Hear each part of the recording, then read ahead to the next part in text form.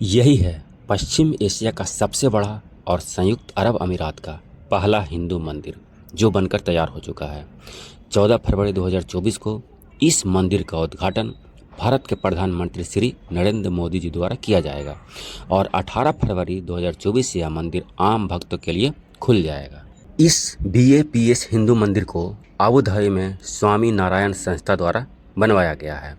इस मंदिर की ऊंचाई 108 फीट, इसकी लंबाई है जो 262 फीट और इसकी चौड़ाई 180 फीट है। 27 एकड़ भूमि में से यह मंदिर का निर्माण 13.5 एकड़ भूमि पर हुआ है। बाकी के 13.5 एकड़ भूमि पर इसका पार्क, खेल का मैदान, एग्जीबिशन हॉल, बाकी सब चीज़ है। इस मंदिर का निर्माण दिसंबर 2019 से शुरू हुआ था और 4 वर्ष के बाद यानी कि 4 वर्ष के अंदर ही यह बनकर तैयार हो गया। इस मंदिर में एक बार में 10 लाख लोग आ सकते हैं। जो मंदिर परिसर इतना बड़ा है कि 10 लाख लोग एक बार में इसमें आ सकते हैं।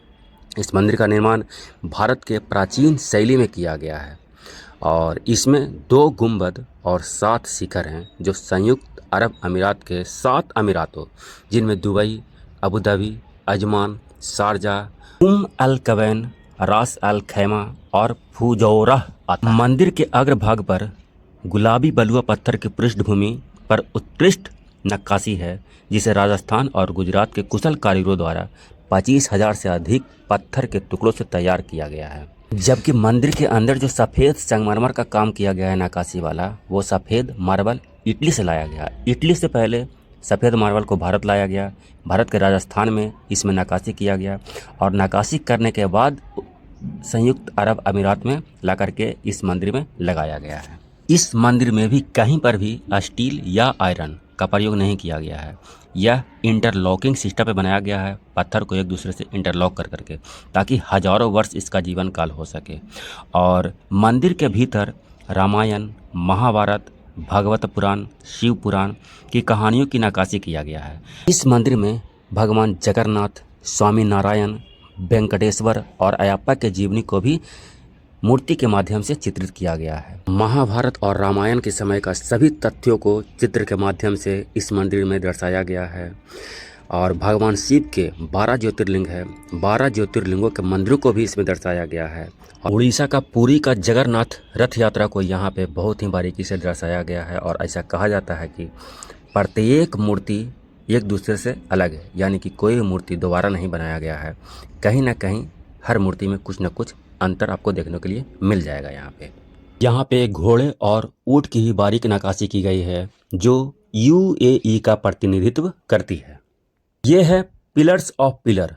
इसमें छोटे छोटे 1400 से अधिक पिलरों को मिला करके एक बड़ा पिलर तैयार किया गया है। और ये जो दिख रहा है ये है domes of harmony. Domes of harmony अर्थात यहाँ पे 5 तत्वों को मिला करके सम्मिलित जो एक रूप होता है उसे दर्शाया गया है। जैसे क्षिति जल पावक गगन समीरा पंच तत्व मिल रचित शरीरा। हमारा जो शरीर है वो 5 तत्वों से मिलकर बना है। उसी 5 तत्वों को यहाँ पे हर पेटी में दर्शाया गया है। पहले पेटी में गाय को दर्शाया गया है। गाय हमारी माता है और भूमि को भी माता ही मानते हैं हम लोग, तो पहला तत्व हो गया भूमि। दूसरे पेटी में शंख को दर्शाया गया है और शंख है जो पानी का प्रतीक है। तीसरे पेटी में सूर्य देव को दर्शाया गया है, सूर्यदेव अग्नि के प्रतीक हैं। चौथे पेटी में हिरण को दर्शाया गया है जो हवा का प्रतीक है और 5वें पेटी में लूनर सिस्टम को दर्शाया गया है जो आकाश का प्रतिनिधित्व करता है। तो जब 5 तत्व मिल करके एक साथ रह सकते हैं तो हम मानव एक साथ क्यों नहीं रह सकते हैं। भाईचारे और सांप्रदायिक सद्भाव का संदेश देने के लिए इससे बेहतर उदाहरण और क्या हो सकता है।